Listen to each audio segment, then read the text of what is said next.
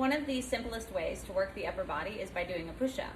But just because it's simple doesn't mean it's easy. And for a lot of us, we can't go straight to the ground doing push-ups. So let me show you how to progress your push-up.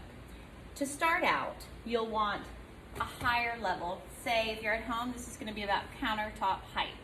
And so if you're starting here, think about placing your hands wider than your shoulders, and you're going to keep your body very straight like you're holding a plank against your countertop.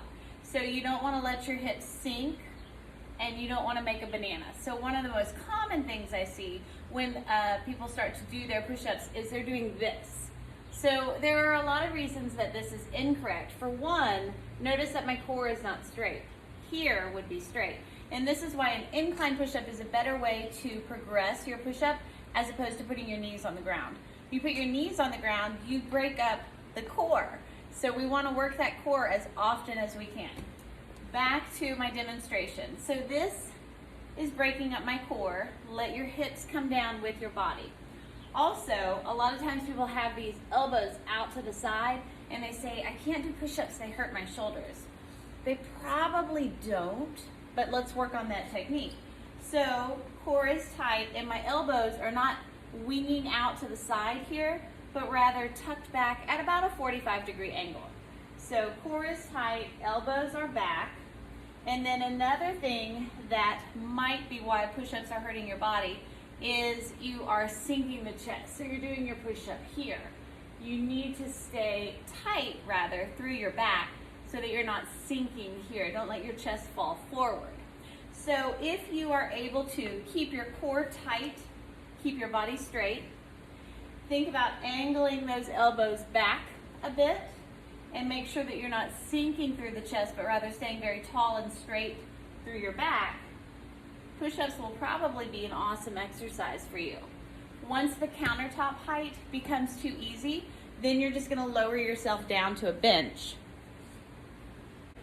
When you're on a bench, make sure that you're keeping the same things in mind. Your hands are a little bit wider than your shoulders. You're keeping your body very straight, so no bridges or bananas, and also staying up through those shoulder blades, not letting this chest sink down. So here you do your push-ups. They're a little bit tougher because now we have more of our body weight on our upper body as opposed to the feet. And as you get stronger, you're going to eventually move down to the floor. Once you're able to do your push-ups on the floor, you really want to make sure that you're not letting the chest sink, okay? So stay up tall and strong through the scapula, brace the core, and think about getting as big of a range of motion as you can. So even if you're right here, that's okay. Progress will come in range of motion.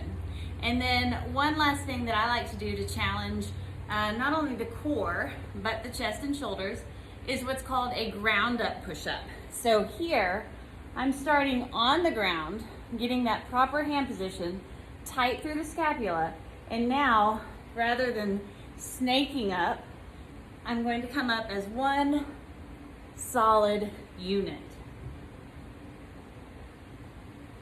So give these push-ups a try. Start wherever you are now and see how much you can progress.